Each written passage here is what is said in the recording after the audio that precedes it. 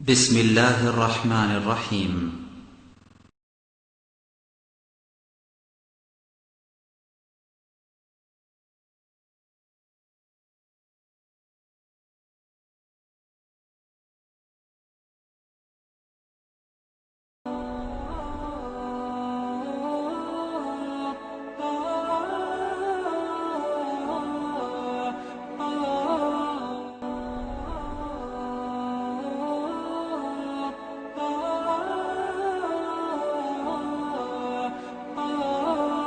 السلام عليكم ورحمة الله وبركاته. الحمد لله رب العالمين، والصلاة والسلام على المبعوث رحمة للعالمين وعلى آله وصحبه ومن تبعهم بإحسان إلى يوم الدين، أما بعد. فأعوذ بالله من الشيطان الرجيم. بسم الله الرحمن الرحيم.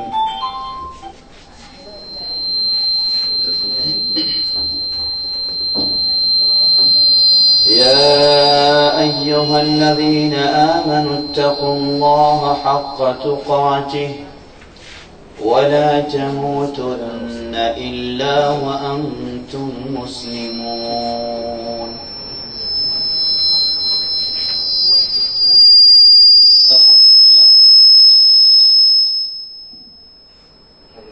শুরুতে আবার প্রশংসা জ্ঞাপন করছি সেই আল্লাহ সুবহানাহু ওয়া তাআলা,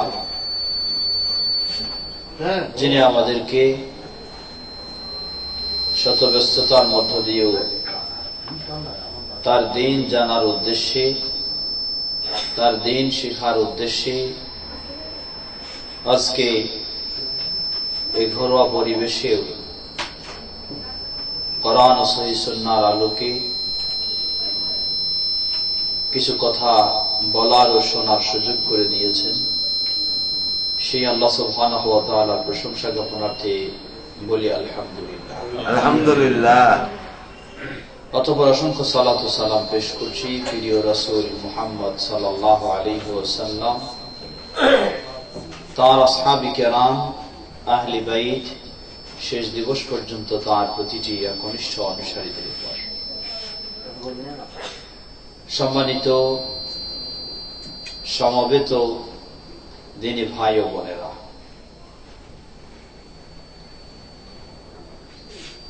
আজকে আমরা এই অধিবেশনে একটি বিষয়কে সামনে রেখে সামান্য কিছু কথা বলে অতঃপর জিজ্ঞাসা জবাবে যাব। আয়োজক কর্তৃপক্ষ ইসলামে নারীদের কর্তব্য বা করণীয় কর্তব্য ও দায়িত্ব সম্পর্কেই কিছু কথা বলার জন্য অনুরোধ জানিয়েছে। আল্লাহ সুবহানাহু ওয়া তাআলা মানুষকে সৃষ্টি করেছেন, সে বিষয়টি আল্লাহ রাব্বুল আলামিন কি উদ্দেশ্যে সৃষ্টি করেছেন কোরআনুল কারীমের বিভিন্ন জায়গায় উল্লেখ করেছেন। মানুষ পার্থিব জীবনে এসে কেউ ব্যবসা বাণিজ্য নিয়ে ব্যস্ত হয়ে পড়বে, কেউ ক্ষেত খামার নিয়ে ব্যস্ত হয়ে পড়বে, কেউ অফিস আদালত নিয়ে ব্যস্ত হবে। এমন এই উদ্দেশ্যে মূলত আল্লাহ সুবহানাহু ওয়া তাআলা মানুষকে সৃষ্টি করেননি। আল্লাহ রাব্বুল আলামিন একটি নিয়ম নীতি দিয়েছেন। পৃথিবীতে যারা এসেছে তারা কখনো স্থায়ীভাবে পৃথিবীতে অবস্থান করতে পারবে না। একদিকে আসবে, অপরদিকে পৃথিবী থেকে তাকে বিদায় নিয়ে চলে যেতে হবে।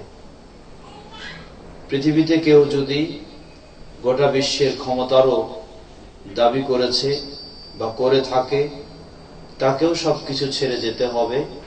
যেমন হয়েছে যেতে সেই ফেরাউনকে, যেতে হয়েছে সেই নমরুদকে, যেতে হয়েছে সবচেয়ে সম্পদশালী সেই কারুনকে। যারা রাজত্বের অধিকারী ছিল তাদেরকেও রাজত্ব ছেড়ে যেতে হয়েছে, যারা সর্বোচ্চ সম্পদের অধিকারী ছিল তাদেরকেও সর্বোচ্চ সম্পদ ছেড়ে যেতে হয়েছে।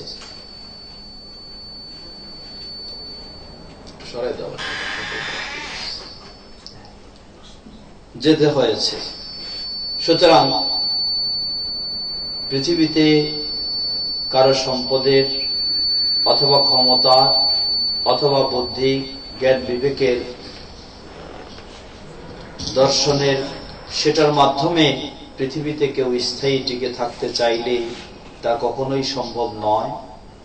আল্লাহ রাব্বুল আলামিন তিনি একটি নিয়ম নীতি দিয়েছেন, পৃথিবীতে আসবে, আবার সকলে পৃথিবী থেকে বিদায় নিয়ে চলে যাবে, যেতেই হবে, এটাই স্বাভাবিক।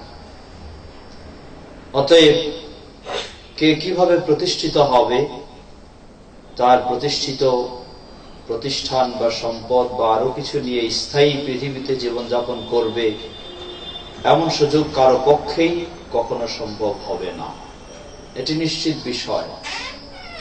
এজন্য আল্লাহ রাব্বুল আলামিন বলেন, ওয়া'বুদ রাব্বাকা হাত্তা ইয়াতিয়াকাল ইয়াকিন।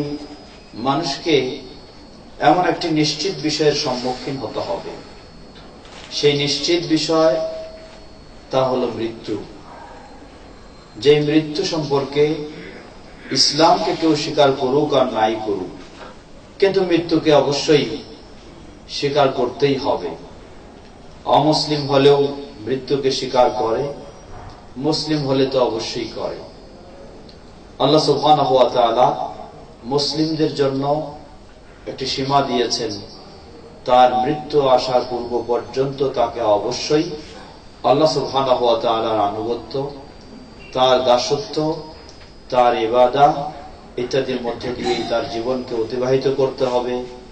এটাই আল্লাহ রাব্বুল আলামিনের মূলত মানব সৃষ্টির লক্ষ্য উদ্দেশ্য। যারা দ্বীনের পথে হেদায়েত পেয়েছে এবং সেভাবেই তার জীবনকে অতিবাহিত করার সুযোগ লাভ করেছে, সুযোগ পেয়েছে, তারাই হচ্ছে প্রকৃতপক্ষে সফল।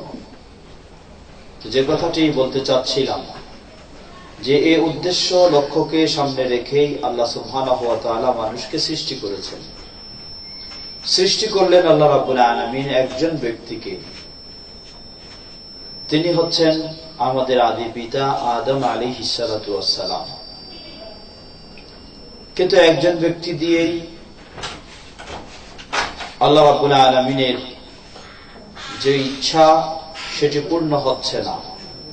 গোটা পৃথিবীকে ভরে দেওয়ার জন্য আল্লাহ রাব্বুল আলামিন সে একজন ব্যক্তি থেকে আরেকজনকে সৃষ্টি করলেন, তিনি হলেন হাওয়া আলাইহিস সালাম। অতঃপর দুজনের মধ্য থেকে আল্লাহ রাব্বুল আলামিন গোটা বিশ্বে মানুষকে বিস্তার ঘটিয়েছেন, যে বিষয়টি আল্লাহ রাব্বুল আলামিন সূরা নিসার প্রথম আয়াতেই বলেছেন। আল্লাহ রাব্বুল আলামিন বলেন, বিসমিল্লাহির রহমানির রহিম, ইয়া আইয়ুহান নাসু ইত্তাকু রাব্বাকুমুল্লাযী খালাকাকুম মিন নাফসিন ওয়াহিদাহ وخلق منها زوجها وبث منهما رجالا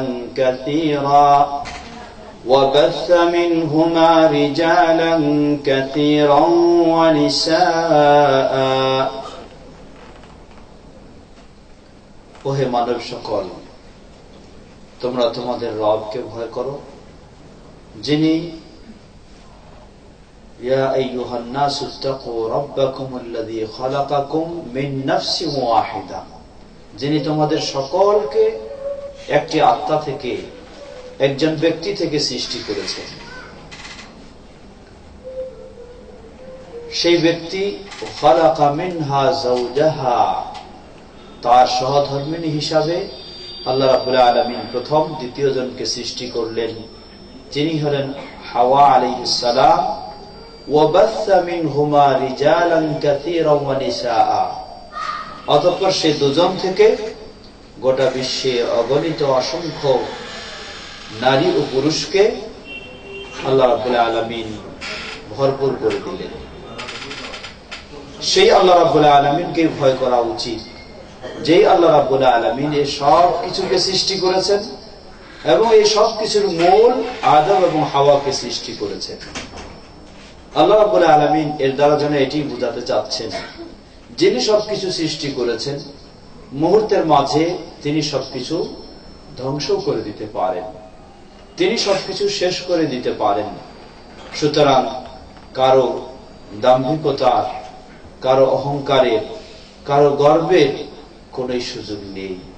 বরং অতীতে যারা এই দাম্ভিকতামূলক আচরণ করেছে, সেই ফেরাউন, সেই হামান, সেই কারুন, সেই নমরুদ এবং আরো যত কিছু, সকলকে আল্লাহ রাব্বুল আলামিন পৃথিবী থেকে আবার শেষ করে দিয়েছেন। সৌভাগ্যবান সে ব্যক্তি, যে ব্যক্তি তার স্রষ্টাকে স্মরণ করে, তার স্রষ্টার আনুগত্য স্বীকার করে, আবার স্রষ্টার সন্তুষ্টি অর্জনের লক্ষ্যেই তার জীবনকে অতিবাহিত করতে পারে, সেই হচ্ছে সৌভাগ্যবান। আমরা যেন সকলেই সেই সৌভাগ্যবান ব্যক্তি হতে পারি। আল্লাহ রাব্বুল আলামিন আমাদের সকলকে সে তৌফিক দান করুন। আল্লাহ আমাদের সকলকে সে পথেই কবুল করে নিন। সম্মানিত সমবেত দ্বীনী ভাই ও বোনেরা, আজকে আমরা আমাদের বোনদের সম্পর্কে বা ইসলামে একজন মেয়ে মানুষ, একজন নারী, তার দায়িত্ব কর্তব্য সম্পর্কে সামান্য কিছু কথা বলব। আজকে নারীদের অবস্থান আন্তর্জাতিক বিশ্বে আমরা দেখছি, নারী স্বাধীনতা নামে, নারীর অধিকারের স্লোগানে বহু কিছু বলার চেষ্টা করছে বহুজন। কিন্তু আসলেই কি তথাকথিত সেই নারীর অধিকার নামে যা নারীদেরকে দেওয়া হচ্ছে, নারীর স্বাধীনতা নামে নারীদেরকে যে পথে নেওয়া হচ্ছে, সত্যিই কি সেটা নারীদের স্বাধীনতা? সত্যিই কি সেক্ষেত্রে তারা নারীরা স্বাধীনতা বা তাদের অধিকার পাচ্ছে? আমরা বলতে পারি, বাস্তব বিষয়টিকে চিন্তা করলে তা কখনোই নয়, পায়নি। কারণ বর্তমান বিশ্বে যে দেশগুলি নারীদের অধিকার, স্বাধীনতা নিশ্চিত করেছে বলে দাবি করে, সেই দেশগুলির যদি খোঁজ খবর আমরা নেই, তাহলে দেখা যায় সে দেশগুলিতেই নারীরা সবচেয়ে বেশি নির্যাতনের শিকার হচ্ছে। আজকে সেই আমেরিকা, যে আমেরিকার তথ্য নিলে পাওয়া যায়, সেখানে নারীরা সবচেয়ে বেশি ধর্ষণের শিকার হচ্ছে। এটি বিজ্ঞজনদের, গবেষকদের প্রতিবেদন এমনই আমাদেরকে সংবাদ দিচ্ছে। তাহলে যে আমেরিকা দাবি করে নারীদের সবচেয়ে বেশি অধিকার দিয়েছে, নারীদেরকে সবচেয়ে বেশি স্বাধীনতা দিয়েছে, সেই ভূমিতে যদি নারীরাই সবচেয়ে বেশি ধর্ষণের শিকার হয়ে থাকে, তাহলে আমরা এক বাক্যে বিশ্বাস করতে পারি এটাই, যে তথাকথিত সেই পাশ্চাত্যের নারী স্বাধীনতা ও নারীর অধিকার মানেই হলো নারীদেরকে নির্যাতনের শিকার করা, নারীদেরকে সেই পর্যায়ে পৌঁছে দেওয়াটাই হচ্ছে তাদের কাছে নারীর অধিকার।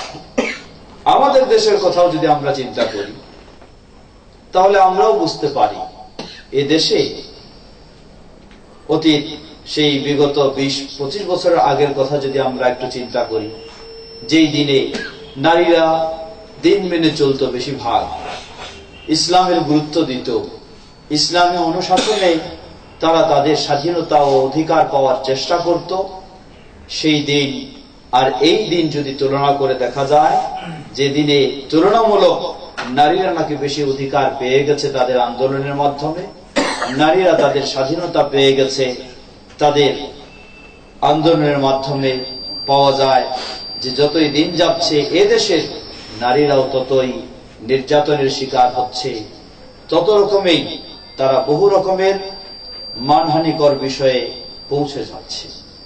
অতএব এই দেশের মাঝেও যদি আমরা তুলনামূলক একটু চিন্তা করে দেখি, তাহলে এটাই প্রমাণ হয় যে আজকে সেই পাশ্চাত্যের স্লোগানে এদেশেও নারী স্বাধীনতা, নারী অধিকার নামে যা কিছু বা যে পথে নেওয়া হচ্ছে নারীদেরকে, কশ্চিন কালেও সেটি নারীদের জন্য কখনোই কল্যাণকর নয়, নারীদের জন্য কখনোই স্বাধীন বিষয় নয়, নারীর জন্য কখনোই উন্নতি এর বিষয় তো নয়, বরং তাদের বাস্তবে অবনতির বিষয়। আজকে দেখুন, উদাহরণস্বরূপ বলি কিছু, যেগুলি বাস্তব উদাহরণ দিতেই হয়।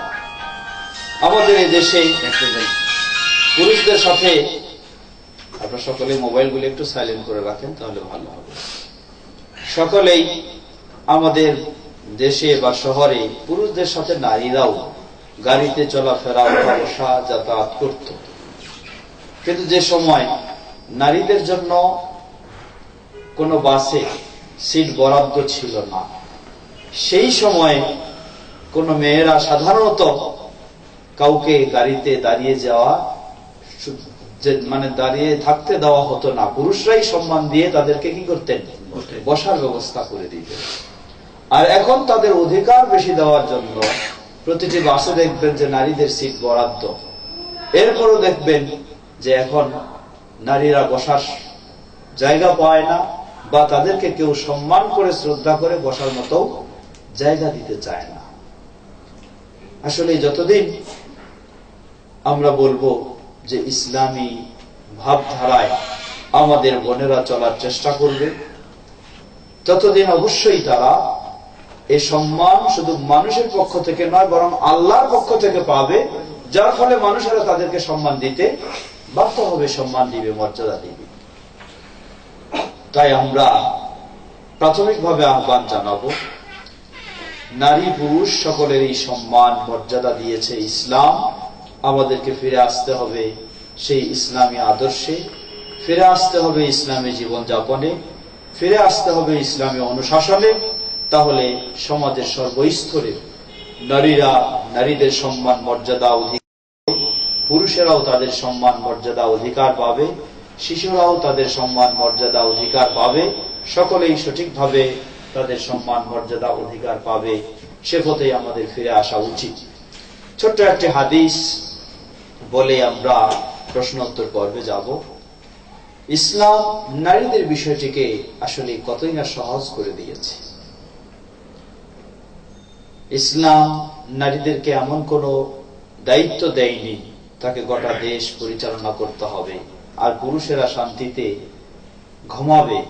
ইসলাম এমন পুরুষদেরকে ঘুমানোর সুযোগ করে দিয়ে নারীদেরকে দিন রাত জেগে তাদেরকে শ্রম দিতে হবে, এমন জুলুম ইসলাম নারীদের উপর করেনি। বরং ইসলাম পুরুষদেরকে সেই নেতৃত্ব কর্তৃত্বের দায়িত্ব দিয়েছে, নারীদেরকে অতি আরাম আয়েশে জীবন যাপনের, খুব নিরিবিলি পরিবেশে থাকার সুব্যবস্থা ইসলাম করে দিয়েছে। কিন্তু আজকে আমরা বিষয়টাকে উল্টা দিকে নিয়ে যাচ্ছি, যার ফলে দিনে দিন নারীরা সত্যি অসহায়ত্ব বোধ অনুভব করছেন বেশি, এবং সে পথেই তারা যেন অতি কষ্টের সাথে জীবন যাপনও করছেন। ইসলাম নারীদের জন্য বিষয়টিকে সহজ করে দিয়েছে, দায়িত্ব দিয়েছে পুরুষের, সার্বিক নেতৃত্ব কর্তৃত্ব পরিচালনার দায়িত্ব একজন পুরুষের। নারী শুধু একজন রানী, যে হিসাবে সে নিশ্চিন্তায় কোন দুশ্চিন্তা মুক্ত হয়ে শান্তির সাথে জীবন যাপন করবে, ইসলাম নারীদেরকে সেই আসলে স্থান দিয়েছে। তাই রাসূল সাল্লাল্লাহু আলাইহি ওয়াসাল্লাম বলেন, আইয়ু ইমরাআতিন সাল্লাত খামসাহা ওয়া সামাত শাহরাহা ওয়া হাফিজাত ফারজাহা ওয়া আতাআত যাওজাহা কিলা লাহা দুখুলিল জান্নাতা বিআইয়ি বাবিন শি'তি। কোন মুসলিম নারী যদি দৈনিক 5 ওয়াক্ত সালাত আদায় করে, প্রথম বৈশিষ্ট্য ঈমানের পরে সে দিন রাত 5 ওয়াক্ত সালাত আদায় করবে। নারী পুরুষ সকলের জন্য এই 5 ওয়াক্ত সালাত, কোনো পার্থক্য নেই, সকলকে এই 5 ওয়াক্ত আদায় করতেই হবে। নারীদের জন্য ঠিক তেমনি ভাবে 5 ওয়াক্ত সালাত আদায় করতে হবে, প্রাপ্তবয়স্কা যারা তাদেরকে। তবে এই সালাত মন গড়া খেয়াল খুশি মতো আদায় করলে চলবে না। আমাদের সমাজে নারী পুরুষের সালাতের মাঝে বেশ কিছু ভিন্নতা দেওয়া হয়ে থাকে বা বলা হয়ে থাকে, সেগুলি প্রকৃতপক্ষে রাসূল সাল্লাল্লাহু আলাইহি ওয়াসাল্লাম থেকে বিশুদ্ধভাবে প্রমাণিত নয়। তবে হ্যাঁ, অবশ্যই কিছু পার্থক্য রয়েছে। যেমন সালাতের সময় হয়ে গেলে পুরুষদের জন্য নির্দেশ হলো মসজিদে গিয়ে আজান দিয়ে জামাতের সাথে সালাত আদায় করতে হবে, কিন্তু নারীদের জন্য এই নির্দেশ নয়। তারা আপন আপন জায়গায়, আপন আপন ঘরে, আপন আপন স্থানে সময় হয়ে গেলে সালাত আদায় করবে। তবে যদি নিরাপদ কোন জায়গা, কোন মসজিদে পরিবেশ থাকে, তাদের যাওয়ার অনুমতি রয়েছে, কিন্তু তাদের যাওয়ার জন্য নির্দেশ দেওয়া হয়নি, নির্দেশ দেওয়া হয়েছে পুরুষদের। এটি একটি পার্থক্য। অনুরূপ পার্থক্য যেমন সালাতের একটি ফরজ দিক হলো সতর ঢাকা। একজন পুরুষ নাভি থেকে হাঁটু পর্যন্ত আর 2 কাঁধ ঢাকলেই তার সালাতের জন্য যথেষ্ট হবে। আরো উত্তম পোশাক সেটি উত্তম, কিন্তু এটি তার জন্য ফরজের যথেষ্ট হবে। কিন্তু একজন নারী হিসাবে এটি তার যথেষ্ট নয়। তার মাথা থেকে শুরু করে একদম পা পর্যন্ত সম্পূর্ণ শরীর তাকে অবশ্যই পূর্ণভাবে ঢেকে নিতে হবে, না হলে তার সালাতেই হবে না। এটা একটা পার্থক্য। এই ধরনের মৌলিক কিছু পার্থক্য রয়েছে। কিন্তু উঠা বসা, হাত বাঁধা, হাত তোলা, রুকু সিজদা ইত্যাদি সকল ক্ষেত্রে নারী পুরুষের মাঝে রাসূল সাল্লাল্লাহু আলাইহি ওয়াসাল্লাম থেকে সহিভাবে কোনো পার্থক্য প্রমাণিত হয় না। আমাদের সমাজে শেখানো হয় নারীরা রুকু করবে ভিন্ন সিস্টেমে, সেজদা দিবে মাটিতে শুয়ে সেজদা দিবে। এই পদ্ধতি মূলত রাসূল সাল্লাল্লাহু আলাইহি ওয়াসাল্লাম থেকে সহিভাবে কখনোই প্রমাণিত হয়নি। এর সপক্ষে যেগুলি প্রমাণ দাঁড় করানো হয় সেগুলি সবই দুর্বল, অগ্রহণযোগ্য, গ্রহণযোগ্য নয়। তাই আমরা বললাম যে আল্লাহ রাসূল সাল্লাল্লাহু আলাইহি ওয়াসাল্লাম বললেন, একজন মুসলিম নারী সাল্লাত খামসাহা, দিন রাত 24 ঘন্টায় সে 5 ওয়াক্ত সালাত আদায় করবে। ওয়া সামাত শাহরাহা, রমাদানের সিয়াম পালন করবে। ওয়া হাফিজাত ফারজাহা, এবং তার সতীত্ব সংরক্ষণ করবে। সতীত্ব সংরক্ষণ কিভাবে করবে? সতীত্ব সংরক্ষণ করবে পর্দা ব্যবস্থার মাধ্যমে। ইসলাম নারীদের জন্য এমন একটি নিরাপদ আয়োজন ও ব্যবস্থা দিয়েছে, সেটি হচ্ছে পর্দার ব্যবস্থা। আজকে আমাদের সমাজেও দেখুন, নারীদেরকে নিয়ে তাদের ইফটিজিং, তাদেরকে কেন্দ্র করে যে ইফটিজিং হয়, সেটি প্রতিরোধের জন্য প্রশাসনিকভাবে বহু ব্যবস্থা নেওয়া হচ্ছে। কিন্তু দিনের পর দিন যেন আমরা সে বিষয়টাকে আরো বেশি পাচ্ছি। কারণটা কি? কারণ হলো, কোন মানুষের অসুখ যদি হয়, রোগ যদি হয় জ্বর, আর তাকে যদি ডায়রিয়ার ঔষধ দেওয়া হয়, তাহলে তো কোনোদিন তার জ্বর সারার আশা করা যায় না, বরং রোগ আরো তার অন্য দিক থেকে বেড়ে যাবে। তো অবস্থাটা হয়ে গেছে তাই। মেয়েদেরকে উন্মুক্ত করে, উলঙ্গ, অর্ধ উলঙ্গ করে রাস্তায়, মাঠে, ঘাটে, অফিসে, আদালতে, স্কুলে, কলেজে, ইউনিভার্সিটিতে নেওয়া হয়। সেই পরিবেশ উন্মুক্ত করে দেওয়া হচ্ছে। হেজাব কোন জায়গায় নিষিদ্ধ করে দেওয়া হচ্ছে। তাদের শালীনতা মার্জিত পোশাককে নিষিদ্ধ করা হচ্ছে। এইভাবে যদি নারীদেরকে নেওয়া হয়, উপস্থাপন করা হয়, তাদের অবস্থান, তাদের পরিবেশ তৈরি করে দেওয়া হয়, আর বলা হয় যে ইফটিজিং বন্ধ করো, ইফটিজিং বন্ধ করো, তা কোনোদিন কিয়ামত পর্যন্ত বন্ধ হবে না, বরং আরো বাড়বে। একদিকে বাধা দিবে, আরেক দিক বাড়বে। আমরা অবশ্যই ইসলামের আলোকে সেক্ষেত্রে আমরাও জোরালো দাবি করি যে নারীদেরকে কেন্দ্র করে যে ইফটিজিং এবং তাদের যে নির্যাতন, সেগুলি অবশ্যই বন্ধ করতে হবে। কিন্তু বন্ধ করার যে সঠিক পদ্ধতি, সে পদ্ধতিতে আমাদেরকে ফিরে আসতে হবে। এই ইফটিজিং আজকে শুধু নতুন নয়, 1400 বছর আগে নবী মুহাম্মদ সাল্লাল্লাহু আলাইহি ওয়াসাল্লামের যুগেও, সেই সময়ও এই ইফটিজিং দেখা দিয়েছিল। কিন্তু রাসূল সাল্লাল্লাহু আলাইহি ওয়াসাল্লাম এমন একটি ব্যবস্থা গ্রহণ করলেন, যে ব্যবস্থা গ্রহণ করার কারণে চিরতরে সমাজ থেকে ইফটিজিং দূর হয়ে গেছে।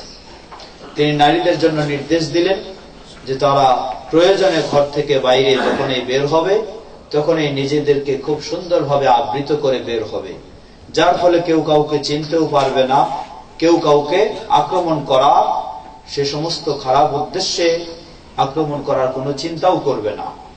আর এখন আমাদের বাড়ি থেকে বের হওয়ার সময় নিজের ঘরে ভিতরে থাকতে যতটুকু তার সৌন্দর্য প্রকাশ কম করে, বাড়ি থেকে ঘর থেকে বের হলে তার সৌন্দর্যটাকে আরো বেশি প্রকাশ করার অবস্থানে যায় আমাদের নারীরা বা মেয়েরা। তাহলে তো সেই ক্ষেত্রে আক্রমণের শিকার হবেই, এটাই স্বাভাবিক। সুতরাং এই ইফটিজিং বা এই সব কিছু প্রতিরোধের ব্যবস্থা ইসলাম একটি দিয়েছে, সেটি হচ্ছে নারীদের হেজাব। যে হেজাবে, যে পর্দায় বাস্তবে নারীদের সম্মান, নারীদের মর্যাদা সবকিছুই বাস্তবে পাওয়া যায়। আপনি এখনো আমাদের পথে ঘাটেও বিষয়গুলিকে একটু চিন্তা করবেন। বাসেও আপনি দেখবেন, একটু আগে যে বাসের কথা বললাম আমরা, কোন মেয়ে যদি সুন্দরভাবে তার শরীরে হেজাব থাকে, তাহলে ওই মেয়েকে এখনো কি করা হয়, সম্মান দিয়ে তাকে সিটের ব্যবস্থা করে দেওয়া হয়। এটি প্রমাণ করে যে এটাই নারীদের একটা, তাদের নিরাপদ এবং তাদের সম্মানের একটা অলংকার। তাই রাসূল সাল্লাল্লাহু আলাইহি ওয়াসাল্লাম বললেন, দ্বিতীয় বিষয়, ওয়া হাফিজাত ফারজাহা, সে ইসলামী শরীয়তের যে পর্দার বিধিবিধান ব্যবস্থা, সেটার আলোকে তার সতীত্ব সংরক্ষণ করবে। চতুর্থ বিষয়, ওয়া আতাআত যাওজাহা, শরীয়ত সম্মত বিষয়ের ক্ষেত্রে স্বামী এর আনুগত্য স্বীকার করবে। আল্লাহ রাব্বুল আলামিন এর পক্ষ থেকে রাসূল সাল্লাল্লাহু আলাইহি ওয়াসাল্লাম বললেন, কোন মুসলিম নারী যদি তার দিনে 24 ঘন্টায় 5 ওয়াক্ত সালাত আদায় করে, রমাদানের সিয়াম পালন করে এবং পর্দা পালনের মাধ্যমে তার সতীত্ব সংরক্ষণ করে, এবং চতুর্থ বিষয় হলো শরীয়ত সম্মত বিষয়ে তার স্বামীর আনুগত্য স্বীকার করে। এছাড়াও যদি কোনো ফরজ বিষয় থাকে সেগুলি তো পালন করবে। বিশেষ করে এই চারটি বৈশিষ্ট্য কোনো মুসলিম নারীর মাঝে যদি পাওয়া যায়, কিলা লাহা দুখুলিল জান্নাতা বিআইয়ি বাবিন শি'তি, কিয়ামতের দিন ওই নারীকে, ওই মেয়ে মানুষকে সুসংবাদ দেওয়া হবে, তোমার সামনে জান্নাতের সব দরজাগুলি উন্মুক্ত, যেই দরজা দিয়ে ইচ্ছা হয় তুমি জান্নাতে প্রবেশ করো। এই সুসংবাদ একজন মুসলিম নারীর জন্য, এই সুসংবাদ আপনার বোনের জন্য, এই সুসংবাদ আপনার মায়ের জন্য, এই সুসংবাদ আপনার স্ত্রীর জন্য, এই সুসংবাদ আপনার মেয়ের জন্য। তাই আমাদের প্রতিটি পুরুষেরও দায়িত্ব, কর্তব্য, আমরা যেন আমাদের মাকে, আমাদের মেয়েকে, আমাদের বোনকে, আমাদের স্ত্রীকে সেভাবে জান্নাতে যাওয়ার মতো তাকে তৈরি করে নিতে পারি, আমাদেরও সেটি দায়িত্ব। অনুরূপভাবে প্রতিটি মুসলিম নারীরও দায়িত্ব হলো বা তারও কর্তব্য হলো, আপনি আপনার সামনে জান্নাতেরও পথ রয়েছে, জাহান্নামেরও পথ রয়েছে, আপনি কোনটিকে বেছে নেবেন? কোনো সন্দেহ নেই, বিবেকবান মুসলিম নারী সে কখনোই জাহান্নামের পথকে বেছে নিতে পারে না, অবশ্যই সে জান্নাতের পথকে বেছে নিবে। আর জান্নাতের পথ যদি আপনি চান, ইসলাম অতি সহজ, খুব সহজেই নারীদের জন্য সেই জান্নাতের পথকে সুপ্রশস্ত করে দিয়েছে। আসুন আমরা আমাদের প্রতিটি বোনদেরকে সেই আহ্বান জানাবো, তারা যেন কোরআন এবং সুন্নাহর আলোকে আল্লাহকে ভয় করে জান্নাতের পথে তারা অগ্রসর হওয়ার চেষ্টা করে। আল্লাহ আমাদের সকল বোনদেরকে সে পথে অগ্রসর হওয়ার তৌফিক দান করুন। আমরা হয়তো কথা খুব দীর্ঘ করব না, এখন আমরা একটু প্রশ্ন উত্তর বা জিজ্ঞাসাবাদের দিকে চলব। প্রশ্ন আমরা মনে হয় যেগুলি লিখিত এসেছে এগুলি আগে শেষ করি, তারপর হয়তো মৌখিক প্রশ্ন নেব। লিখিত বেশ কিছু প্রশ্ন এসেছে। প্রশ্ন করেছেন, রবিউল আউয়ালে সালাত সারা রাত আদায়ের ফজিলত আছে কি? জবাব, রবিউল আউয়াল, রবিউল আউয়াল বলতে বিশেষ করে 12ই রবিউল আউয়াল, গতকালকে যে দিনটি আমাদের দেশের চাঁদ দেখা অনুযায়ী চলে গেছে। প্রশ্ন করেছেন, রবিউল আউয়ালের সারা রাতে সালাত আদায়ের কোন ফজিলত আছে কি? জবাব, সারা রাতে বা যে সাময়িক ভাবেও হোক, রবিউল আউয়ালের জন্য এই উপলক্ষে কেউ যদি সালাত আদায় করে তাহলে তার ফজিলত হলো, এটি অবশ্যই বেদাত হবে এবং এজন্য তাকে গুনাহগার ও জাহান্নামের পথ বেছে নিতে হবে, এটাই তার ফজিলত। অর্থাৎ ইসলামে রবিউল আউয়ালকে কেন্দ্র করে, 12ই রবিউল আউয়ালকে কেন্দ্র করে কোন শরীয়ত সম্মত ইবাদত নেই। যেগুলি আমাদের সমাজে করা হয় এগুলি সব অমুসলিমদের অনুসরণ করেই করা হয়। 12ই রবিউল আউয়াল কিসের দিন? 12ই রবিউল আউয়াল রাসূল সাল্লাল্লাহু আলাইহি ওয়াসাল্লামের জন্মের দিন কি না, সেটি নিয়ে ইসলামী বিশেষজ্ঞগণ বিভিন্ন মতামত ব্যক্ত করেছেন। কেউ বলেছেন 12ই রবিউল আউয়াল, কেউ বলেছেন 3, কেউ বলেছেন 9, কেউ বলেছেন 10, কেউ বলেছেন 11, একাধিক মত জন্ম দিবস হিসাবে। কিন্তু সকল ইসলামী বিশেষজ্ঞগণ একমত যে 12ই রবিউল আউয়াল হচ্ছে নবী মুহাম্মদ সাল্লাল্লাহু আলাইহি ওয়াসাল্লামের পৃথিবী থেকে বিদায় নেওয়ার দিন, ইন্তেকালের দিন, মৃত্যুবরণের দিন, ওয়াফাতের দিন হলো 12ই রবিউল আউয়াল। সেটি ছিল হিজরি 11 বর্ষ, রবিউল আউয়াল মাস, 12 তারিখ। দিনটি ছিল সোমবার, সকাল 8 থেকে 9টার দিকে। সহিহুল বুখারীর সেই তথ্য অনুযায়ী রাসূল সাল্লাল্লাহু আলাইহি ওয়াসাল্লাম পৃথিবী থেকে সেদিন বিদায় নিয়ে যান। তাহলে যেই দিনটি মুসলিম বিশেষজ্ঞগণ রাসূল সাল্লাল্লাহু আলাইহি ওয়াসাল্লামের জন্মদিবস হিসাবে সকলে একমত নন, বরং সকলে একমত এই দিনটি হচ্ছে রাসূল সাল্লাল্লাহু আলাইহি ওয়াসাল্লামের বিদায়ের দিন, মৃত্যুর দিন, ইন্তেকালের দিন, ওয়াফাতের দিন। এবং সকল সাহাবায়ে কেরামগণ এই বিষয়ে তারা ইজমা করেছেন, একমত হয়েছেন। প্রসিদ্ধ ইমাম আবু হানিফা রাহিমাহুল্লাহ, ইমাম মালিক, ইমাম শাফি, ইমাম আহমদ বিন হাম্বল, তারা সকলেই এই বিষয়ে একমত যে এই দিনটি হচ্ছে আল্লাহ রাসূল সাল্লাল্লাহু আলাইহি ওয়াসাল্লামের পৃথিবী থেকে বিদায়ের দিন। তাহলে এই দিনটি মানুষের আনন্দের দিন হবে না ব্যথার দিন হবে?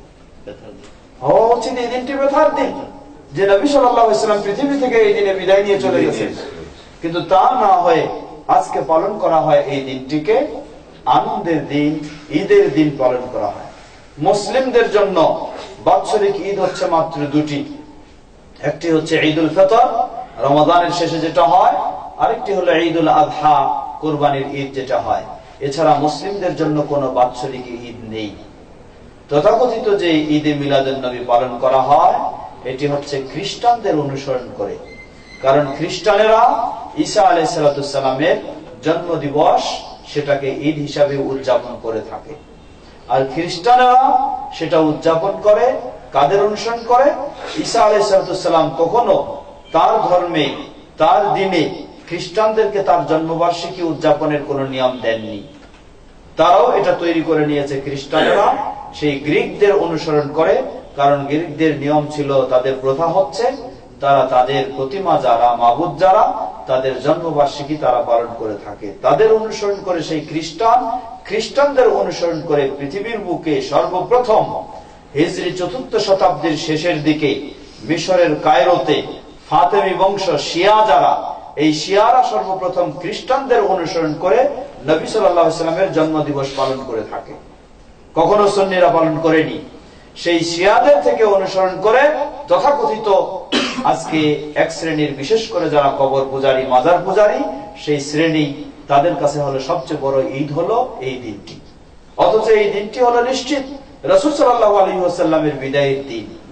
সুতরাং আমরা বলবো রবিউল আউয়ালকে কেন্দ্র করে, 12ই রবিউল আউয়ালকে কেন্দ্র করে যে সমস্ত উদযাপন করা হয় এগুলি সব অমুসলিমদের কালচার থেকে আসা। নবী সাল্লাল্লাহু আলাইহি সাল্লামের যুগেও কোনদিন তার জন্মবার্ষিকী পালন করা হয়নি। খোলাফায়ে রাশিদিনের যুগে, আবু বকর রাদিয়াল্লাহু আনহুর যুগে, ওমর রাদিয়াল্লাহু আনহুর যুগে, ওসমান রাদিয়াল্লাহু আনহুর যুগে, আলী রাদিয়াল্লাহু আনহুর যুগে, সাহাবীদের যুগে, এমনকি পরবর্তী তাবেঈদের যুগে, প্রসিদ্ধ ইমামদের যুগেও এই ধরনের কখনো রাসূল সাল্লাল্লাহু আলাইহি সাল্লামের জন্মবার্ষিকী বা মৃত্যুবার্ষিকী পালন করা হয়েছে বলে এর কোনো সঠিক নির্ভরযোগ্য প্রমাণ নেই। এটি শুরু হয়েছে সেই 4th শতাব্দী, অর্থাৎ রাসূল সাল্লামের ইন্তেকালের প্রায় 350 বছর পরে এর উৎপত্তি হয়েছে শিয়াদের মধ্যে, সুন্নিদের মাঝে নয়।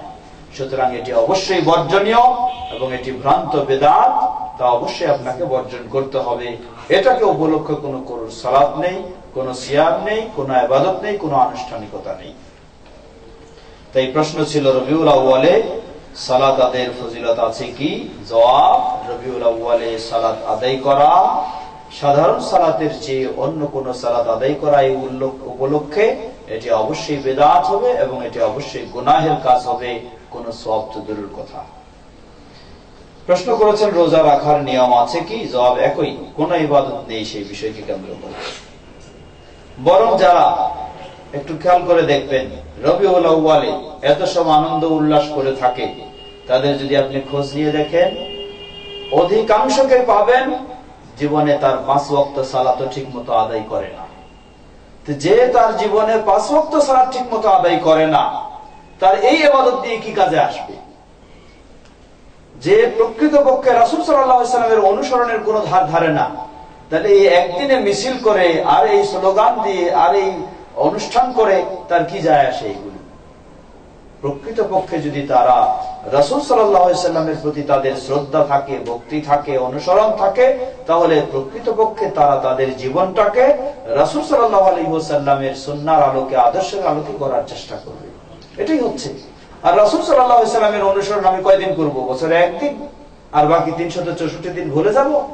না, বছরের 365 দিনেই আমি রাসূল সাল্লাল্লাহু আলাইহি ওয়াসাল্লামের অনুসরণ করে আমার জীবন করব, আমার সবকিছু পালন করব।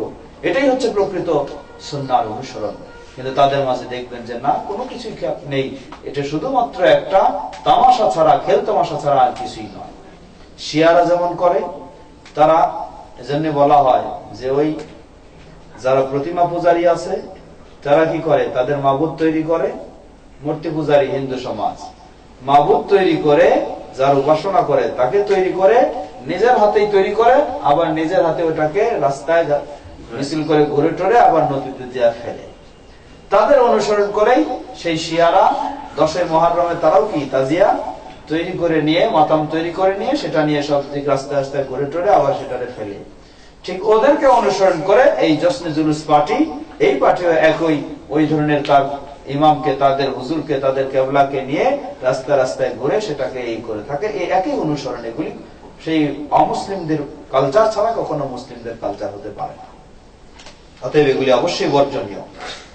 রাসূল সাল্লাল্লাহু আলাইহি ওয়াসাল্লামের প্রতি আমাদের অবশ্যই শ্রদ্ধা রয়েছে, অবশ্যই ভালোবাসা রয়েছে। এটা হলো আমাদের অনুসরণের মাধ্যমে। শুধু একদিনে গান গজল গায়ে আপনি রাসূলের ভালোবাসা দেখায় দিবেন আর সারা জীবন আপনার কোনো খোঁজ খবর নেই, এটি মিথ্যা অনুসরণ, মিথ্যা ভালোবাসা। এটা প্রশ্ন করেছেন ঘরের কাজের কারণে মাঝে মাঝে যোহর সালাত 10 রাকাত না পড়ে 6 রাকাত পড়া হয়, এতে কি কোনো গুনাহ হবে? জবাব, যোহরের সালাত সাধারণত প্রথমে হচ্ছে যোহরের ফরজের পূর্বে 4 রাকাত সুন্নতে মুআক্কাদা, সেটি 4ও পড়া যায়, 2ও পড়া যায়। এরপর হচ্ছে 4 রাকাত ফরজ, তারপর হচ্ছে 2 রাকাত সুন্নত। তাহলে 4 আর 4 8 আর 2 10, এটাকে 8ও পড়া যেতে পারে। যদি কারো এমন কোন এমার্জেন্সি বিষয় হয় যার কারণে তিনি আগে পিছের সুন্নতগুলি পড়তে পারছেন না, তাহলে অবশ্যই তিনি কমপক্ষে 4 রাকাত ফরজ এটা অবশ্যই তিনি পড়ে নেবেন। আর সেগুলি যদি পড়ার সময় করতে পারে আলহামদুলিল্লাহ। যদি কখনো এমার্জেন্সি খুব জরুরি বিষয় হয়ে যায়, সেগুলি তার কারণে যদি সময় না পায়, পড়তে না পারে, ইনশাআল্লাহ অসুবিধা হবে না। তবে যখন সময় পাবে অবশ্যই তাকে গুরুত্ব দিয়ে সুন্নাহর প্রতি শ্রদ্ধা রেখে সেগুলি তাকে পড়ার চেষ্টা করতে হবে। মেয়েদের ইমামতি করা ইসলামে অনুমতি আছে কি? জবাব, মেয়েদের ইমামতি করা ইসলামের অনুমতি রয়েছে, তবে তা শর্ত সাপেক্ষে। পুরুষদের কোনো ইমামতি নয়, মেয়েরা মেয়েদের ইমামতি করতে পারে, যেটা আবু দাউদের হাদিসে এসেছে। মেয়েরা যদি তারা সালাত আদায় করে পরস্পরে, তাদের মাঝেই তাদের একজন ইমাম হয়ে ইমামতি করতে পারে, জামাতের সাথে করতে পারে। তবে পুরুষের ইমামতি আর মেয়েদের ইমামতির মাঝে পার্থক্য হলো, পুরুষেরা যখন সালাতে ইমামতি করবে সে প্রথম কাতারের সামনে আলাদা হয়ে দাঁড়াবে, কিন্তু মেয়েরা তাদের ইমাম যে হবে সে কখনো আলাদা দাঁড়াবে না, প্রথম কাতারের মাঝে সে দাঁড়াবে, দাঁড়িয়ে শুধু মেয়েদের ইমামতি করতে পারবে, কোনো পুরুষের ইমামতি নয়।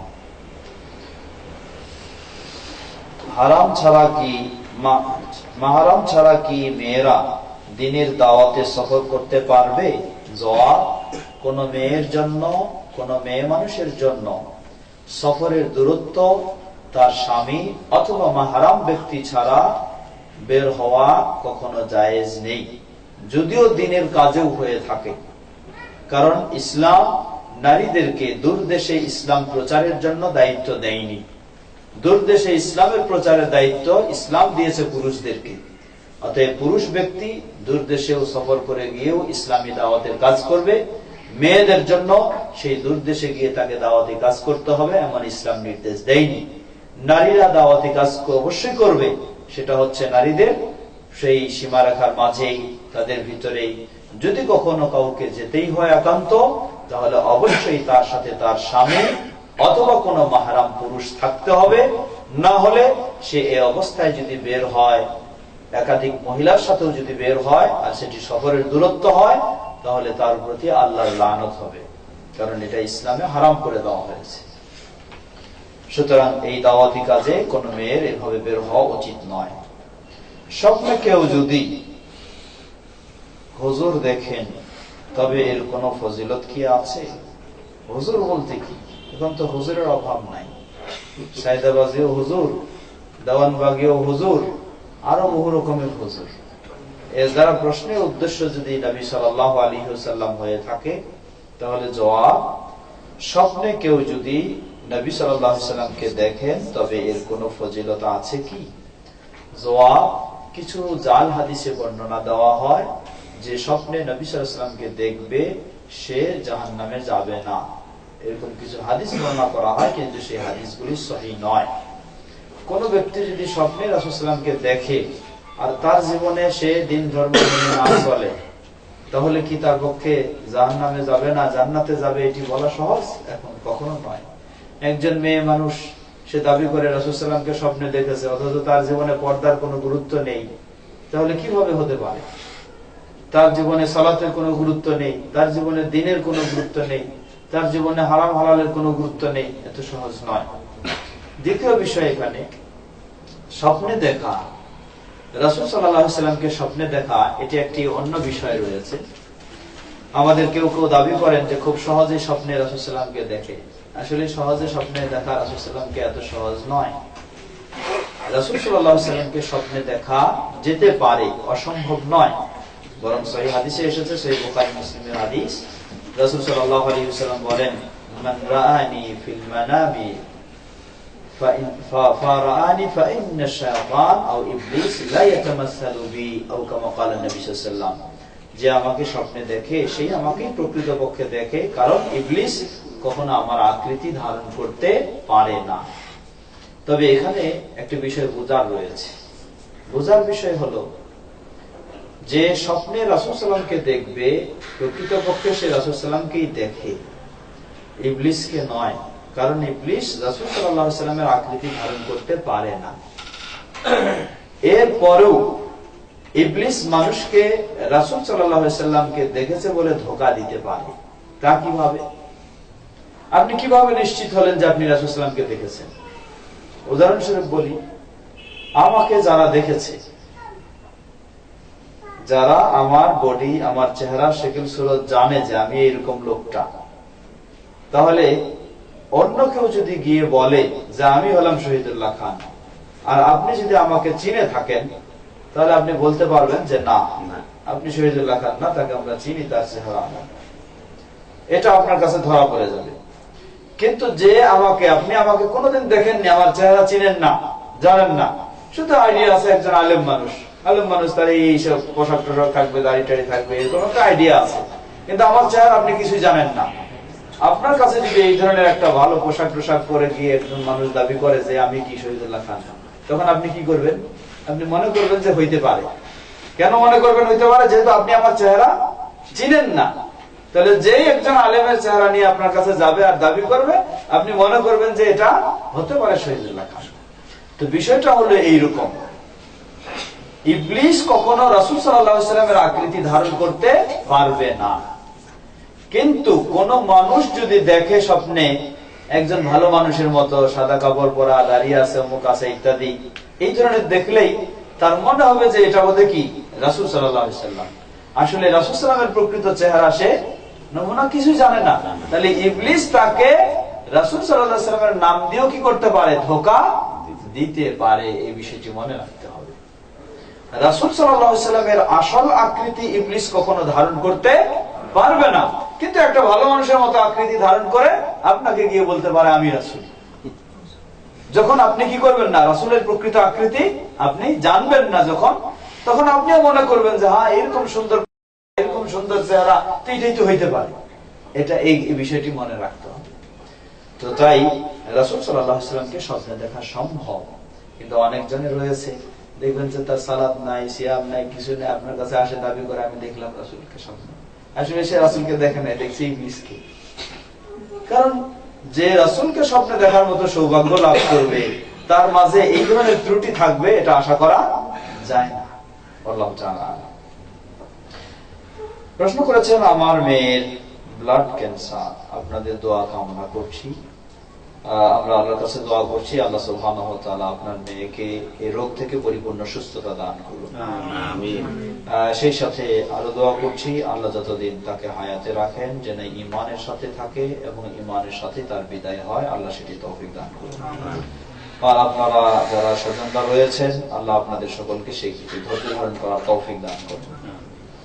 প্রশ্ন করেছেন, আরেকজন পর্দা সহকারে যদি বাসে সফর করার সময় অন্য পুরুষের সাথে ধাক্কা লাগে বা পাশাপাশি বসতে হয় তাহলে কি গুনাহ হবে? আসলে এই বিষয়গুলি নিজে একটু চিন্তা করলে বোঝা যায়।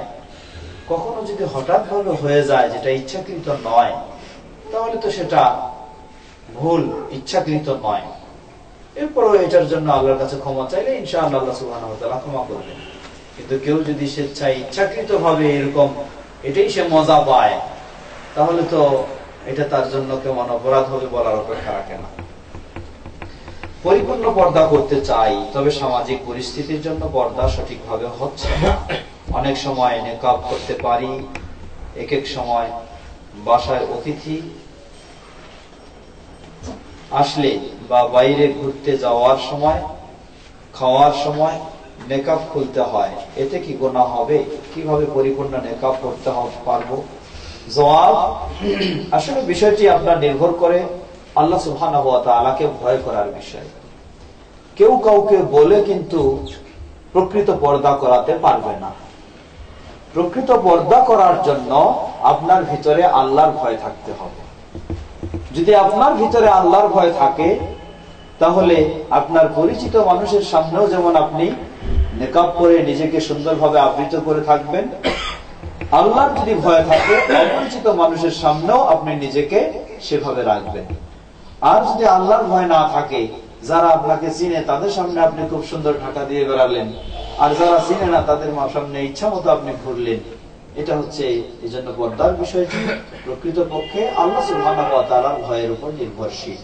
তবে আমাদের বোন যিনি প্রশ্ন করেছেন, এটা আমরা আপনাকে পরামর্শ দিব, আপনাকে অবশ্যই সাধ্যপক্ষে চেষ্টা করতে হবে। আল্লাহ সুবহানাহু ওয়া তাআলা বলেন, ফাত্তাকুল্লাহা মাসতাআতুম, সাধ্যপক্ষে আপনাকে এই বিধান মেনে চলার অবশ্যই চেষ্টা করতে হবে। এখন আপনি বললেন যে কোনো একজন মানুষ এসে গেছে আপনার বাসায়, যার কারণে আপনি তার সামনে চেহারা খুলে বা এইভাবে আপনাকে উপস্থিত হতে হচ্ছে আপনি মনে করছেন। সেই মানুষটা কে? সেই মানুষটা যদি এমন মানুষের মধ্যে হয় যাদের সামনে সেভাবে আপনার উপস্থিত হওয়া জায়েজ রয়েছে, যেটি সূরা নূর এবং সূরা আহজাবে আল্লাহ বর্ণনা দিয়েছেন, তাহলে তো অসুবিধা নেই। আর যদি সেই মানুষটি এমন হয় ওই মানুষের মধ্যে নয়, কিন্তু আপনি কি বাধ্য হয় তার সাথে? কেমনে বাধ্য বলতে, যদি আপনি তার সাথে চেহারা খুলে না বের হন তাহলে হয়তো তিনি অসন্তুষ্ট হবেন, মন খারাপ করবেন, এজন্য আপনি এখন সেভাবে বের হচ্ছেন। আপনি কি একটু চিন্তা করেছেন এই লোকটাকে আপনি সন্তুষ্ট করবেন না আল্লাহকে আপনি সন্তুষ্ট করবেন? যদি আল্লাহকে সন্তুষ্ট করতে হয় তাহলে শত মানুষও যদি আপনার প্রতি অসন্তুষ্ট হয় অসুবিধা নেই। আর শত মানুষকে সন্তুষ্ট করে যদি আল্লাহকে আপনি অসন্তুষ্ট করে থাকেন তাহলে এই মানুষের সন্তুষ্টি আপনার কোনো কাজে আসবে না। এই জন্য আপনাকে চিন্তা করতে হবে। কেউ অসন্তুষ্ট হবে এটা বিষয় নয়, বিষয়টি হলো আল্লাহ যেন সন্তুষ্ট হন। এরপরেও কেউ যদি অজানার কারণে সে মনে করে থাকে, প্রয়োজনে আপনি তার সাথে কথা বলবেন যে আসলে ইসলামের বিধান বাধার কারণে আল্লাহর নির্দেশ থাকার কারণেই আমি আপনার সামনে সেভাবে উপস্থিত হতে পারছি না, অতএব এই বিষয়টাকে আপনি সেই ধরনের মনে করবেন না, ক্ষমা সুন্দর দৃষ্টিতে দেখবেন। সেটাও আপনি তাকে বলে তার মাঝে যে একটা ভিতরের ভাব দূরত্ব, সেটাকে আপনি দূর করার চেষ্টা করবেন। ইনশাআল্লাহ আপনি যদি এই ধরনের মানসিকতা পোষণ করেন, আল্লাহ সুবহানাহু ওয়া তাআলা আপনার বিষয়টাকে সহজ করবেন।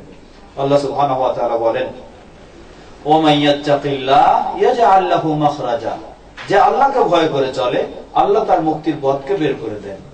সুতরাং আপনি আল্লাহকে ভয় করে চললে আল্লাহ রাব্বুল আলামিন আপনার পথ বের করে দিবেন। অবশ্যই আপনি স্মরণ করুন সেই ঈসা আলাইহিস সালামের মা মারিয়ামের কথা, যার কথা আল্লাহ রাব্বুল আলামিন কোরআনুল কারীমে অনেক জায়গায় বর্ণনা দিয়েছেন।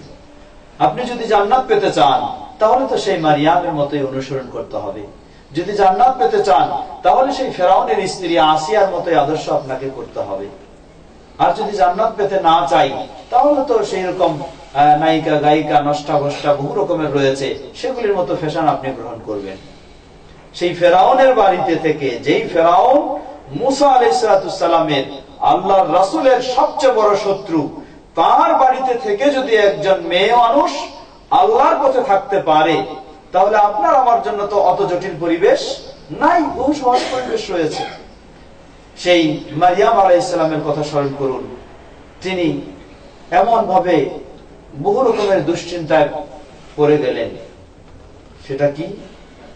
স্বামী ছাড়াই তার সন্তান হচ্ছে। সেই বিষয়টাকে নিয়ে মানুষ কত রকমের কানাঘোষা, কত রকমের তাকে ঠাট্টা বিদ্রুপ, কত রকমের অপবাদ, কিন্তু তিনি আল্লাহকে ভয় করেছিলেন, যার ফলে সকলেই যত রকমের তাকে ঠাট্টা বিদ্রুপ করার চেষ্টা করুক, সকলের ঊর্ধ্বে আল্লাহ রাব্বুল আলামিন তাকে সম্মানিত করেছেন। তার রিজকের ব্যবস্থা ছিল না, আল্লাহ তাকে শুকনা খেজুরের গাছ থেকে তার জন্য খেজুর দিয়ে আল্লাহ রাব্বুল আলামিন রিজকের ব্যবস্থা করে দিয়েছেন। সকল বিপদ থেকে আল্লাহ রাব্বুল আলামিন তাকে মুক্তি দিয়েছেন, রক্ষা করেছেন। তাই ওয়া মান ইয়াত্তাকিল্লাহ ইয়াজআল লাহু মাখরাজা, যে আল্লাহকে ভয় করবে, আল্লাহকে খুশি করার চেষ্টা করবে, আল্লাহ রাব্বুল আলামিন তার জন্য বিষয়টাকে অবশ্যই সহজ করে দিবেন। যেই লোকটা, যার সামনে হয়তো আপনি এই ধরনের খোলামেলা না চলার কারণে সে আজকে অসন্তুষ্ট, আজকে আপনাকে খারাপ বলতে চায় বা বিভিন্ন রকমের করতে চায়, আপনি আল্লাহকে সন্তুষ্ট করে সন্তুষ্টের জন্য আপনার বিষয়ে অটল থাকবেন, দেখবেন যে হয়তো বা একদিন সেই লোকও বলবে যে না, ওই মহিলাটা আসলেই ভালো মহিলা, আমি গেলেও আমার সামনেও সেইভাবে কখনো বের হয়নি। ওই লোকের মুখ দিয়েও এই ধরনের কথা আল্লাহ সুবহানাহু ওয়া তাআলা বের করে দিবেন। এই জন্য আল্লাহকে ভয় করে চলতে হবে, তাহলে ইনশাআল্লাহ আল্লাহ সুবহানাহু ওয়া তাআলা সহজ করে দিবেন। আল্লাহ আমাদের সকল বন্ধুদেরকে সেভাবে চলার তৌফিক দান করুন। প্রশ্ন করেছেন, বিয়ের পর নারীদের বাবা মার প্রতি দায়িত্ব কতটুকু? আসলে ইসলাম সব বিষয়গুলিকে সহজ করে দিয়েছে। একজন সন্তান, ছেলে, বাবা মার প্রতি তার যতটুকু দায়িত্ব দেওয়া হয়েছে, একজন মেয়েকে বাবা মার প্রতি ততটুকু দায়িত্ব দেওয়া হয়নি। একজন ছেলে বাবা মার জীবনের শেষ পর্যন্ত তাকে সাধ্যপক্ষে তাদের রুজি, তাদের খাওয়া দাওয়া ইত্যাদি সবকিছুর ব্যবস্থা তাকে সাধ্যপক্ষে করতে হবে। কিন্তু একজন মেয়ে যখন তার বিয়ে হয়ে যায়, ভিন্ন পরিবারে ভিন্ন পরিবেশে সে চলে যায়, তখন বাবা মাকে একজন ছেলের মতো দেখাশোনার দায়িত্ব তার নেই। তার সাধ্যপক্ষে যতটুকু দূর থেকেই খোঁজ খবর নিয়ে বিভিন্ন জনের মাধ্যমে বা অর্থ থাকলে, পয়সা থাকলে সেগুলির মাধ্যমে যতটুকু সম্ভব সেটুকুই দিবে। কিন্তু একজন পুরুষ, তাকে যেমন বাবা মার সরাসরি উপস্থিত থেকে তাদেরকে দেখাশোনা সবকিছু করতে হবে, এই ধরনের একজন মেয়ের জন্য নয়। কেন নয়? এই জন্য নয়, যেহেতু ইসলাম একজন মেয়েকে বিয়ের পরে তাকে আরেকটা দায়িত্ব দিয়ে দিয়েছে, তাকে আরেক ঘরে গুছাতে হবে, সেখানে আরেকজনের দেখাশোনা করতে হবে। এই জন্য সেই ক্ষেত্রে একজন মেয়ের জন্য অতটুকু নয়।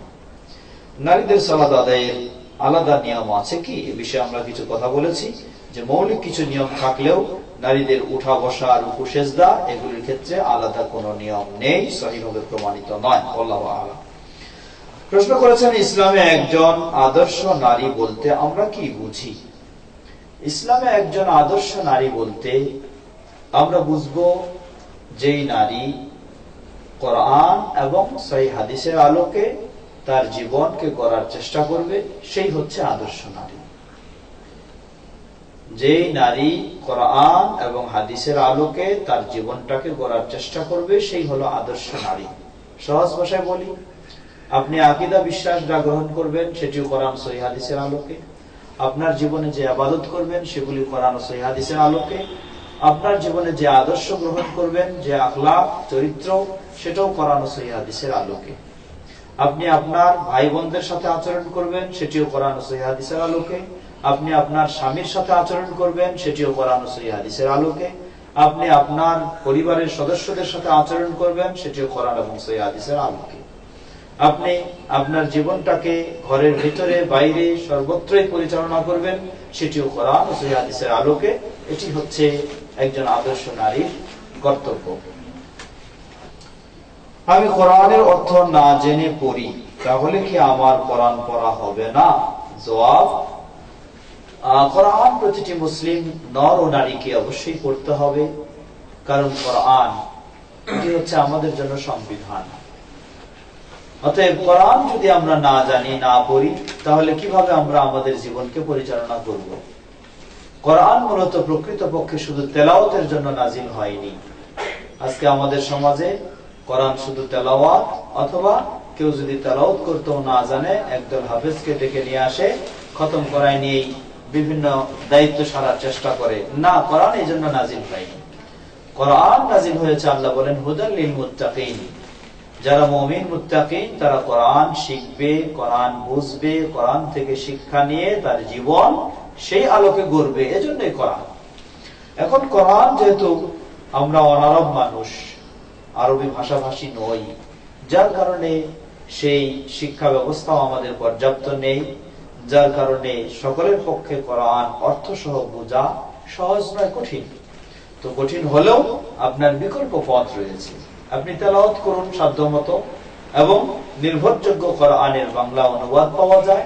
আপনি সেগুলির মাধ্যমে নির্ভরযোগ্য কোরআনের তাফসীর পাওয়া যায়, সেগুলির মাধ্যমে আপনি কোরআনের তাফসীর, কোরআনের অনুবাদ, সেগুলি পড়ার চেষ্টা অবশ্যই করবেন। শুধু তেলাওয়াতে যথেষ্ট নয়, সেভাবে অবশ্যই চেষ্টা করতে হবে। ইসলামী ব্যাংকে টাকা রাখা কি জায়েজ, এবং এর মুনাফাটা দিয়ে কি যাকাত দেওয়া যাবে? জবাব, ইসলামী ব্যাংক বলতে আমাদের দেশে প্রায় 3 ধরনের ইসলামী ব্যাংক রয়েছে। এক ইসলামী ব্যাংক হলো যার গোটা ব্যাংকটাই হলো সুদী ব্যাংক, মাত্র 2-1টি ব্রাঞ্চ খুলে দিয়েছে ইসলামী ব্যাংকিং নামে। এই সমস্ত ব্যাংকের ইসলামী ব্যাংকিং ব্রাঞ্চ যেটা, সেটার অর্থ যদি মূল ব্যাংকের অর্থের সাথে একত্রে সবকিছু হয়ে থাকে, তাহলে এটি সম্পূর্ণ 100% মিথ্যা এবং ধোঁকা ছাড়া কিছুই নয়। সেটাকে ইসলাম বলে গ্রহণ করা কখনো কারো উচিত হবে না। দ্বিতীয় হলো ইসলামী ব্যাংক, গোটা ব্যাংকটাই ইসলামী, কোনটা শুধু ব্রাঞ্চ তার নেই, সবটাই ইসলামী বলে, কিন্তু দেখা যায় যে তার ভিতরে সাইনবোর্ড গুলি ঠিকই আছে, ভিতরের কাজগুলি তেমনি ভাবে এখনো ইসলামী করতে পারেনি। এটা যদি আপনি জানেন যে অন্যান্য সুদী ব্যাংকের নিয়ম কানুন অনুযায়ী সে সবকিছুই চালাচ্ছে, শুধু ইসলামীর নাম ব্যবহার করেছে, তাহলে সেটা থেকেও আপনাকে বিরত থাকতে হবে। তৃতীয় হলো ইসলামী ব্যাংক, তবে তুলনামূলক তারা বাস্তবে চেষ্টা করে যাচ্ছে সুদ মুক্ত হওয়ার।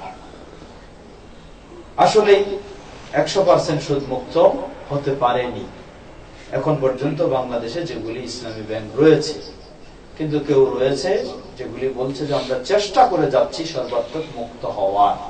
তাই আমরা বলবো যে ব্যাংকিং লেনদেন একান্ত আপনাকে করতে হলে যারা প্রকাশ্যে সুদের ঘোষণা দিচ্ছে সেখানে নয়, যারা বলে আমরা সুদ মুক্ত হওয়ার চেষ্টা করছি তাদের সাথে আপনাকে লেনদেন করতে হবে।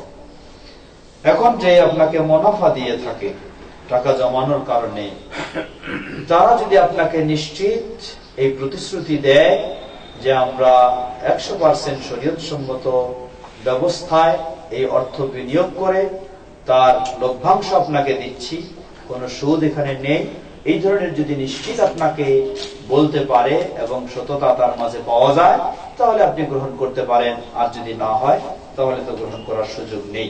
আল্লাহু আ'লাম। মেয়েদের কি ছবি তোলা জায়েজ? ছবি তোলা মেয়ে এবং পুরুষ সকলের একই হুকুম। বিশেষ করে মেয়েদের হুকুমটি আরো একটু জটিল। কেন জটিল? একজন পুরুষের কেউ হয়তো মোবাইলে একটা ছবি নিয়ে নিল তার ইচ্ছা অনিচ্ছায়, কিন্তু এই ছবিটা বিভিন্ন জায়গায় ছড়িয়ে গেলে যতটুকু সমস্যা হবে তার চেয়ে একজন মেয়ে মানুষের ছবি যদি এইভাবে সর্বত্র ছড়িয়ে যায় এটি আরো বেশি সমস্যার বিষয় হবে। তো এজন্য মেয়েদের ছবি একান্ত যদি প্রয়োজন হয়, সেই প্রয়োজন হচ্ছে যেমন পাসপোর্টের প্রয়োজন, এই ধরনের যদি প্রয়োজন জরুরি হয়ে থাকে সেটির হুকুম আলাদা। নরমালি ভাবে আপনি ছবি তুলে মানুষকে বিতরণ করবেন, এটি কখনো হালাল নয়, এটি অবশ্যই হারাম। আপনি একটা সুদর্শনের ছবি দিয়ে দিলেন, এটা নিয়ে সবাই মোবাইলে নিয়ে উপভোগ করবে, এটাও এক প্রকার জেনাবে বিচারে অংশগ্রহণ করা ও সহযোগিতা করা ছাড়া কিছুই নয়। প্রশ্ন করেছেন, স্বামী মারা যাওয়ার পর তার জন্য সাদকা জারিয়া হিসেবে কি কি করতে হবে এবং তার সওয়াব কি মৃত ব্যক্তি পাবে? জবাব, সাদকা জারিয়া কোন মৃত ব্যক্তির পক্ষ থেকে সাধারণত তার সন্তানেরাই বেশি করার শরীয়তের দিক থেকে অনুমতি রয়েছে। তবে স্বামী এই ধরনের নিকটতম ব্যক্তিও যদি হয়ে থাকে, স্ত্রী বা এরকম নিকটতম কেউ হয়ে থাকে, তারাও সেই মৃত ব্যক্তির পক্ষ থেকে সাদকা জারিয়া মূলক দান করতে পারে। করলে ইনশাআল্লাহ সেই স্ত্রীও পাবে এবং স্বামীও পাবে ইনশাআল্লাহ। যদিও বিষয়টি কিছু মতামত রয়েছে, তবে বলবো আমরা ইনশাআল্লাহ করতে পারি।